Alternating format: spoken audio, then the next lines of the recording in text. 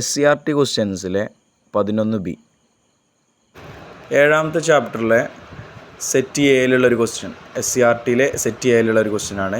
Inclined പ്ലെയിനെ base ചെയ്തിട്ടുള്ളൊരു ക്വസ്റ്റ്യനാണ്. അഥവാ ഒരു ഇൻക്ലൈൻഡ് പ്ലെയിൻ്റെ ലെങ്ത്ത് 5 മീറ്റർ, അതിൻ്റെ ഹൈറ്റ് 3 മീറ്റർ തന്നിട്ടുണ്ട്. പിന്നെ നമ്മളൊരു കൊടുക്കുന്ന ബലം എന്ന് പറയുന്നത് 100 ന്യൂട്ടനാണെന്ന് പറയുന്നുണ്ട്. അങ്ങനെയാണെങ്കിൽ അതിൻ്റെ മെക്കാനിക്കൽ അഡ്വാൻറ്റേജ് കാണാനാണ്. അഥവാ ഇൻക്ലൈൻഡ് പ്ലെയിൻ്റെ യാന്ത്രിക ലാഭം കാണാൻ ലോഡ് ബൈ എഫേർട്ടാണ്. Load by effort is equal to L/H ആണ്. ലെങ്ത്ത് ബൈ ഹൈറ്റ് ആണ്.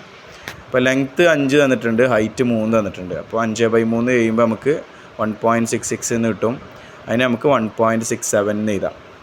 യൂണിറ്റ് ഇല്ല, യാന്ത്രിക ലാഭത്തിന് യൂണിറ്റ് ഇല്ല. അപ്പോൾ 1.67 എന്ന് എഴുതിയാൽ മതി കേട്ടോ.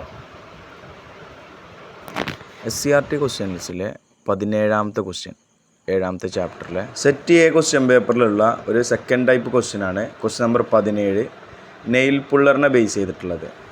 അപ്പോൾ അതിൽ ക്വസ്റ്റ്യൻ ഇതാണ്: നെയിൽ പുള്ളർ ഏത് ടൈപ്പ് ഓഫ് ലിവറാണ്, ഏത് തരം ഉത്തോലകത്തിലാണ് പെടുന്നതെന്ന്. അതിൽ നെയിൽ പുള്ളറിൻ്റെ ഫൽക്രം സെൻറ്ററിലാണ് വരുന്നത്. അതുകൊണ്ട് തന്നെ അത് 1ാം വർഗ്ഗ ഉത്തോലകമാണ്. അഥവാ കാരണം രോധത്തിനും യത്നത്തിനും ഇടയിൽ ധാരം വന്നു, അഥവാ ധാരം സെൻറ്ററിലാണ് വരുന്നത്. Fulcrum is in between the load and effort. പിന്നെ അതിൽ ബി ക്വസ്റ്റ്യൻ എന്ന് പറഞ്ഞു കഴിഞ്ഞാൽ ലോഡ് കാണാനാണ്. അപ്പോൾ തന്ന കാര്യങ്ങൾ എടുത്തെഴുതുക. മെക്കാനിക്കൽ അഡ്വാൻറ്റേജ് 5 തന്നിട്ടുണ്ട്, യാന്ത്രിക ലാഭം 5 തന്നിട്ടുണ്ട്, എഫേർട്ട് 50 തന്നിട്ടുണ്ട്. അപ്പോൾ ലോഡ് കണ്ടെത്താനാണ്. അപ്പോൾ നമ്മൾ ആ മെക്കാനിക്കൽ അഡ്വാൻറ്റേജിൻ്റെ ഇക്വേഷൻ തന്നെ നമുക്ക് ലോഡ് കണ്ടുപിടിക്കാം. അപ്പോൾ ലോഡ് കണ്ടുപിടിക്കാനുള്ള ഇക്വേഷൻ എന്ന് പറഞ്ഞാൽ ലോഡ് അല്ലെങ്കിൽ രോധം ഇസ് ഈക്വൽ ടു യാന്ത്രിക ലാഭം ഇൻറ്റു യത്നം, അഥവാ മെക്കാനിക്കൽ അഡ്വാൻറ്റേജ് ഇൻറ്റു എഫേർട്ട്.